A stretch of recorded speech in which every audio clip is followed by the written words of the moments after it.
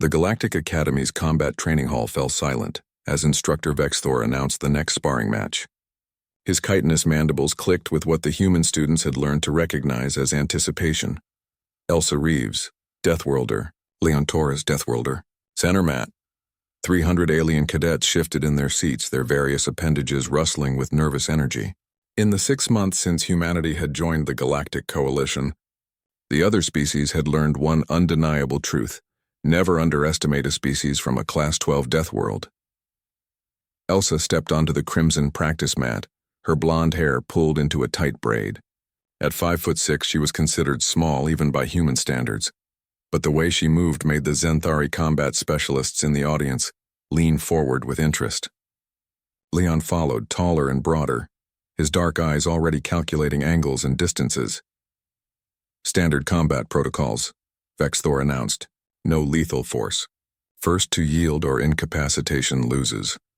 The other students, Krillians with their 6 arms, Dothrak with their armored hides, Ythlani with their psychic advantages, watched intently. They'd seen humans fight before. It was always unsettling. Elsa smiled. It wasn't a friendly smile. It was the smile of someone who'd grown up on a planet where the atmosphere was poison to most species, where the local wildlife could tear through starship hulls, where even the plants had evolved defensive mechanisms that could kill in seconds. It was the smile of a predator. Leon recognized that smile. He'd worn it himself countless times. Begin. 5 seconds. That's all it took. Elsa moved first, but calling it movement was like calling a supernova bright. Technically accurate, but woefully inadequate. She exploded forward with the kind of acceleration that Earth's 1.3 gravitational constant had bred into human muscle and bone over millions of years. Leon was fast too, had trained in zero-G combat and microgravity maneuvers, but Elsa had grown up in the Brazilian favelas where you learned to fight or you didn't survive. She fainted left, her neural implants already predicting his counter-move based on his weight distribution. The first strike never came. Instead, Elsa dropped low, swept Leon's leading leg, and used his own momentum against him. But Leon was from Earth too, from Detroit's ruins where combat was as natural as breathing. He twisted mid-fall, turning his descent into a roll. They separated for a heartbeat. Then Elsa grinned, wider and charged again. What happened next would be analyzed. In combat classes for the next decade, Elsa's second assault was a blur of precisely controlled violence. She targeted pressure points that only existed in human anatomy: the brachial plexus, the median nerve, the femoral nerve cluster. Leon blocked, countered, struck back with equal precision. They moved like dancers performing a deadly ballet, each movement flowing into the next with the fluid grace that only came from growing up on a world that tried to kill you daily. The sound was wrong. That's what the alien students would report later. The thud of human fists against human flesh carried a weight, a density that seemed impossible. These were beings who'd evolved to hunt persistence prey across burning savannas, who'd climbed to the top of their food chain through sheer stubborn refusal to die. 3 seconds in, Leon landed a solid hit to Elsa's ribs, a strike that would have shattered a Krillian's carapace. Elsa grunted, adjusted, and drove her elbow into his solar plexus with enough force to crack bone. 4 seconds. Both bleeding now, Elsa from a split lip, Leon from a cut above his eye. The red droplets hit the mat and the alien students gasped.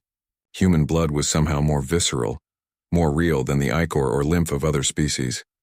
5 seconds. The finale, Elsa saw her opening.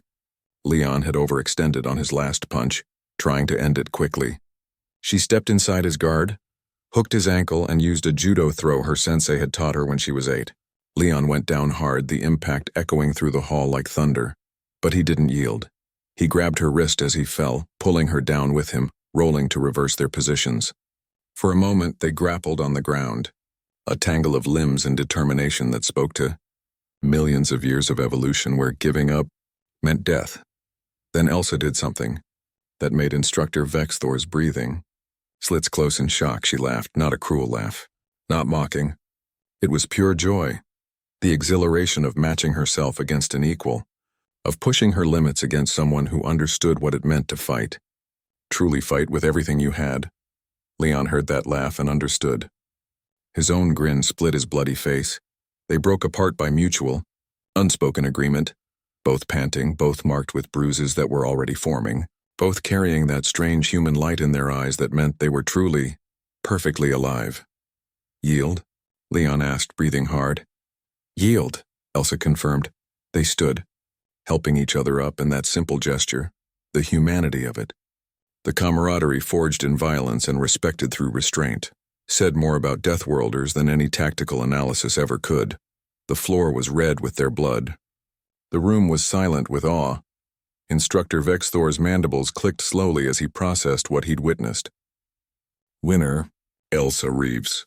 Time 5 seconds before blood hit the mat. Total engagement, 14 seconds. As Elsa and Leon walked off the mat together, already trading technical notes about the fight, already planning their next sparring session, the alien students learned another crucial lesson about humans. They didn't just survive their death world, they loved it, and they brought that savage joy with them to the stars.